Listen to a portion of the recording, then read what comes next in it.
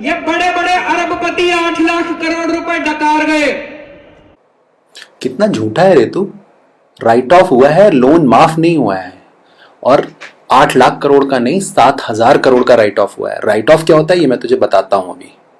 लोगों ने विजय माल्या का नाम सुना होगा, पता है विजय माल्या कौन है? हाँ पता है अंकल, विजय माल्या कौन है। विजय माल्या वही है जिसके ऊपर मोदी सरकार के अंडर काम करने वाले ईडी ने अभी थोड़े दिन पहले 6,600 करोड़ रुपए का जुर्माना लगाया है। तुम्हें ये भी नहीं पता? अखबार नहीं पढ़ते हो क्या बे? विजय माल्या काफी बूढ़ा हो गया लेकिन लड़कियों के साथ घूमता है सारा दिन। लड़कियों के साथ घूमना गलत बात है तो अबे आलू तू ये बता, तू स्वाति मालीवाल के साथ क्यों घूमता है और उसको किस योग्यता के आधार पर तूने इतना बड़ा पद दे दिया? बता। सबसे बड़ा प्रमाण इस बात का जो मैं कह रहा हूं, अभी थोड़े बहुत पैसे आने ही लगे हैं बैंक में। परसों स्टेट बैंक ऑफ इंडिया ने इन अरबपतियों के 6,000 करोड़ रुपए माफ कर दिए भाई साहब। अबे गंवार, स्टेट बैंक ऑफ इंडिया पे मोदी का उतना ही कंट्रोल है जितना तेरा दिल्ली पुलिस पर, समझा? और ये न्यूज परसों की नहीं है, ये न्यूज है 30 जून की। और ये लोन माफ नहीं हुआ है, ऋण माफ नहीं हुआ है, ये हुआ है राइट ऑफ। राइट ऑफ का मतलब होता है कि जो लोन बैंक रिकवर नहीं कर पा रही है उसको अपने घाटे के रूप में दिखा दे, और जिससे कि जो उस पर टैक्स लायबिलिटी बनती है वो कम हो जाए।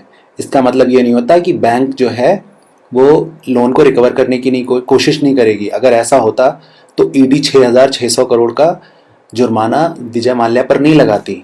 लेकिन तुम तो ठहरे गंवार, तुम्हें तो इतनी बुद्धि है नहीं। हमारे 100 विवाद हो सकते हैं, लेकिन एक चीज तो मैं भी सोचा करता था कि मोदी जी ईमानदार हैं। अबे कब तुम उसको ईमानदार समझते थे? 2012 में गुजरात इलेक्शन हुआ था जब मोदी मुख्यमंत्री पद के लिए लड़ रहे थे। उससे 10 दिन पहले तुमने प्रेस कॉन्फ्रेंस की थी और मोदी को 50 गालियां सुनाई थी। उस पर पता नहीं कौन कौन से घोटालों का आरोप लगाया था इलेक्शन से जस्ट 10 दिन पहले। और तुम अब कह रहे हो कि मैं मोदी जी को ईमानदार समझता था। दुनिया को बेवकूफ़ समझते हो क्या बे?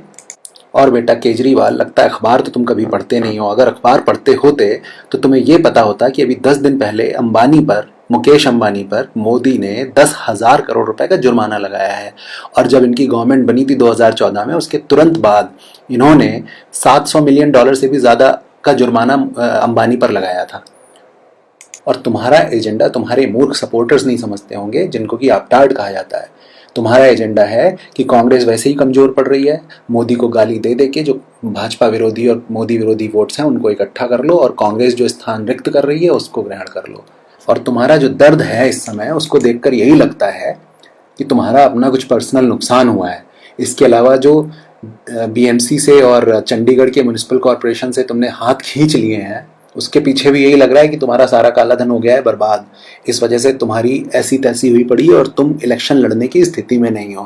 बेटा पंजाब बचाओ, दिल्ली को सुधारो, पूरी भारत पे नज़र रखोगे तो कुछ नहीं मिलेगा।